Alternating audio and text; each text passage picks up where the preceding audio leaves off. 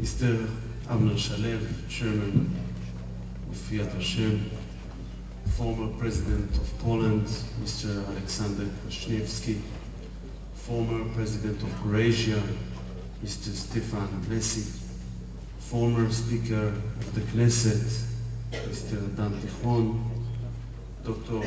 Samuel Pizar, Professor Finkelkraut, Holocaust survivors, educators, honorable guests, ladies and gentlemen.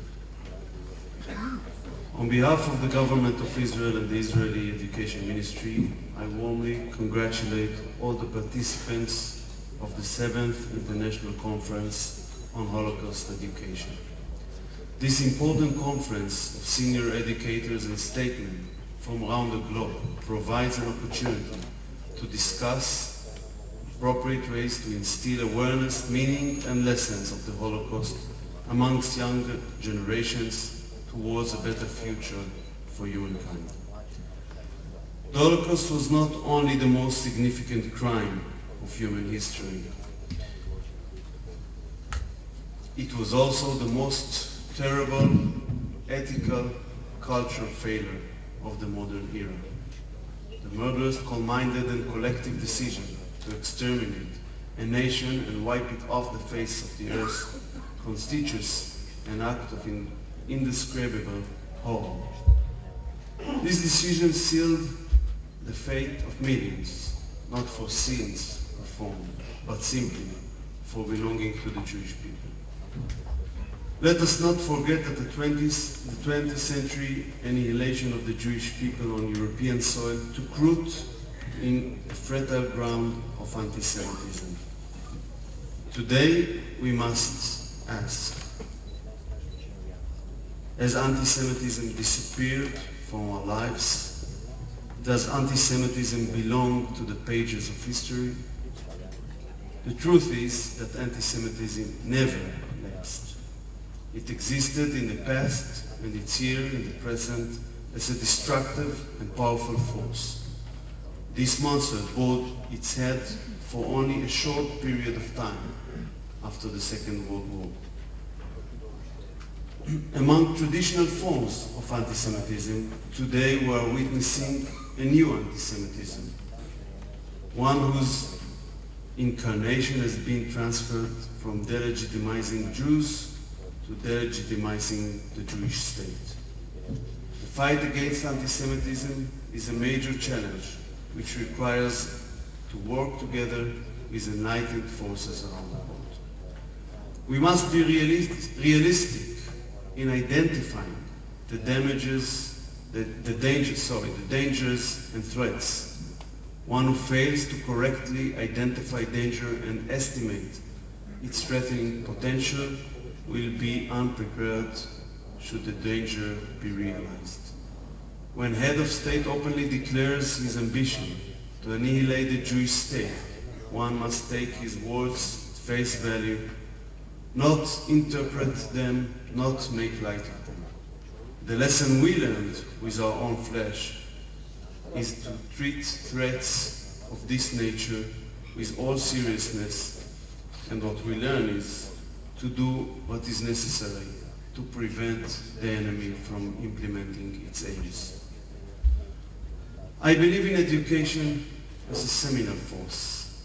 The purpose of Holocaust education is not to expose our youth to its horrors in order to terrify them or instill hatred within them. Its aim is to remember, his aim is not to remember, so as to revenge. We educate our students and insist on remembering, but only in Israel, not only in Israel, but throughout the world in order to forewarn. As it is written in the book of Genesis, sin is always at the door. We must not forget this universal lesson of warning. 6 million Jews were slaughtered by a process of systematic industrial extermination in the continent considered the most cultured and progressive in the world. The Holocaust did not happen in an outbreak of hatred, but evolved over many years as a planned and organized undertaking in which so many cooperated and against which few objected. I believe that internalizing the memory, knowledge, and insight of the Holocaust and its lessons is the only effective immunization against the return, God forbid, of a similar colossal and monstrous disaster against humankind. The conclusion, we have our national conclusion, therefore, is that we have an historical obligation to preserve a strong state of Israel, to defend our sovereign existence, and to ensure our future here. Second conclusion, which is a universal one, is that an important challenge of Holocaust education is to instill democratic values, individual and human equality, freedom and rights within young people throughout the world. Third conclusion is that we must renew and reinforce in the international community the principle that underlined the establishment of the United Nations following the Second World War, before its character was distorted. I'm referring to the principle of maintaining the peace and encouraging the peaceful resolution of conflicts. And the final conclusion, the necessity for all democratic nations to make an ethical, united, resolved and uncompromising stand against evil. Terror groups, ideologies that worship death and murder, evil states that oppress their citizens, dictatorial regimes, and against each shameful exposure of xenophobia and anti-Semitism. Auschwitz survivor, Nobel Prize winner, and Yad Vashem Council Vice Chairman, Professor Elie Wiesel, said in 2005 at the opening ceremony of Yad Vashem's new Museum of Holocaust History.